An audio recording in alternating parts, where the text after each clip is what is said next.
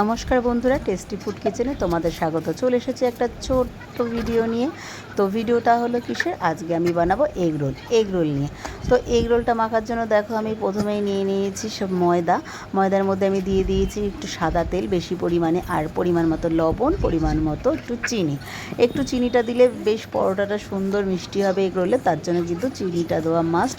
চিনিটা দিলে কিন্তু খুব ভালো খেতে লাগে ময়দার যে আমরা পরোটাটা করি, তো পরোটাটা তার জন্য দেখো প্রথমে কিন্তু খুব ভালো করে ময়দাটা মেখে নিয়ে একটা মন্ড মতো করে রেখে দিচ্ছি। এরপরেও কিন্তু আর একবার মাখবো, একটু মেখে দেখো তারপরে এই বড় বড় লেচি করে রাখা আমার। এদিকে দেখো একটা থালার মধ্যে নিয়ে নিয়েছি শসা, পেঁয়াজ, লঙ্কা কুচি, এই চাট মশলা, আর নিয়েছি গোলমরিচ আর একটু লবণ।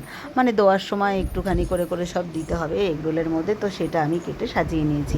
আর এই দেখো একটা লেচি আমি বেশ হাতের মধ্যে একটু তেল দিয়ে লম্বা লম্বা করে করে নিয়ে সেটাকে গোল গোল করে যেভাবে আর কি পরোটাটা করে সেইভাবে কিন্তু আমি লেচিগুলো করে নিলাম। ফার্স্টে করে নিয়ে তারপরে লেচিগুলো আমি এইভাবে এই বেলনের সাহায্যে বড় বড় করে বেলে নিয়ে আমি এটা কিন্তু এবার দিকে গরম চাটুতে গ্যাসের উপর গরম করতে দিয়েছি চাটু, তো চাটুর উপরে আমি এটা দিয়ে দিলাম। এইভাবে আমি সমস্ত দেখো এইভাবে হাতে একটু প্রথমে তেল মাখিয়ে নেবে বন্ধুরা, তাহলে লাগবে না হাতে ময়দাটা। আর এইভাবে গোল করে ঘুরিয়ে ঘুরিয়ে কিন্তু লেচিটা করতে হবে, তাহলে কিন্তু পরোটাটা বেশ সেপারেট আলাদা আলাদা হবে। ওটা তোমরা খাওয়ার সময় বুঝতে পারবে যে ময়দার আটা সুন্দর কিন্তু ছিঁড়ে আসছে এরকম। আর এইভাবে করলে কিন্তু ময়দাটা বেশ ভালোই টেস্টি হয় আর ভালো লাগে খেতে। আর যখনই কিন্তু আমরা এই এগ রোলের পরোটাটা ভাজবো, বেশ একটুখানি বেশি লাল লাল করে কড়া করে ভাজবো, তাতে কিন্তু খেতে খুব মজা লাগবে আমাদের, আর কিন্তু টেস্ট হবে। আর ময়ানটা অতি অবশ্যই খেয়াল রাখতে হবে, ময়ানটা একটু ভালো দিলেই তবে কিন্তু চিট ভাবটা হবে না, ওটা সফটনেসটা চলে আসবে। আর ময়দাটা একটু বেশিক্ষণ মেখে রেস্টেও রাখতে হবে তাতে, আর কামড়ালে খুব সহজেই কিন্তু আমরা বাইট করতে পারবো আর কি। তো যাই হোক দেখো আমি এইভাবে কিন্তু লাল লাল করে এই পরোটাটা ভেজে নিচ্ছি, বেশ হাত দিয়ে চেপে পরোটাটা ভাজছি, যাতে কোনো জায়গায় খুন্তি দিয়ে কিন্তু চেপে ভাজছি, যাতে কোনো জায়গায় সব কাঁচা না থেকে যায়। এরপরে দেখো একটা ডিম ফাটিয়ে দিয়ে দিলাম চাটুতে একটু তেল দিয়ে, আর ডিমটার উপরে কিন্তু পরোটাটা এইভাবে বসিয়ে দিলাম, বেশ মাঝখান করে বসালাম যাতে পরোটা আর চারিদিকে কিন্তু ডিমটা লাগে। আর তোমরা দেখতেই পাচ্ছ ডিমটা কিন্তু খুব সুন্দরভাবেই লেগেছে।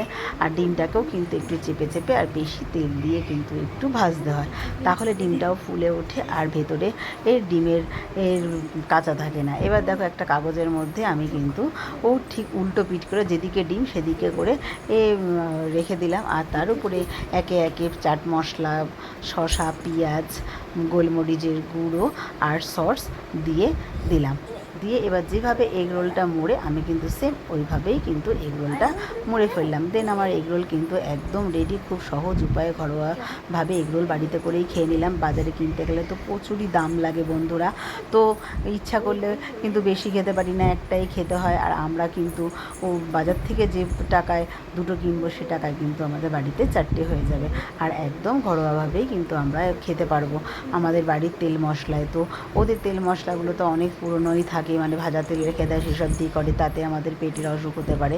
তো সেগুলোর থেকে রক্ষা পাওয়ার জন্য কিন্তু অতি সহজেই আমরা বাড়িতে এইভাবে এগরোল বানিয়ে খেতে পারি। আমার এগরোল রেসিপি তোমাদের কেমন লাগলো বন্ধুরা অতি অবশ্যই কিন্তু কমেন্টে জানাবে।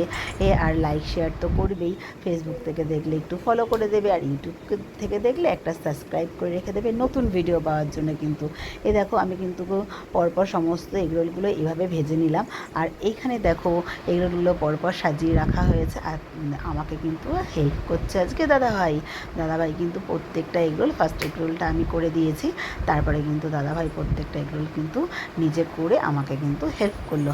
আর দাদাভাই কিন্তু ভালোইভাবে এগরোলগুলো সাজিয়ে করে দিয়েছিল।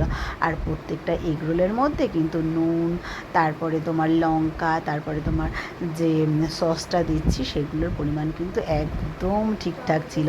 তো থ্যাংক ইউ, আজকে দাদাকে সবাই কিন্তু একটু থ্যাংক ইউ বলো, দাদাভাই আমাকে মানে এই ফার্স্ট টাইমই কিন্তু রান্নাতে একটু হেল্প করে দিয়েছে। তো তার জন্য এবার তোমরা যদি থ্যাংক ইউ জানাও দাদাকে, দাদার কিন্তু এরপরে আবার আমাকে হেল্প করতে একটু ইচ্ছা হবে।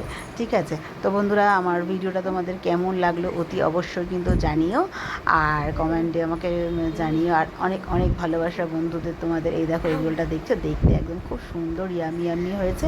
এগুলো কিন্তু খেতেও জাস্ট কিন্তু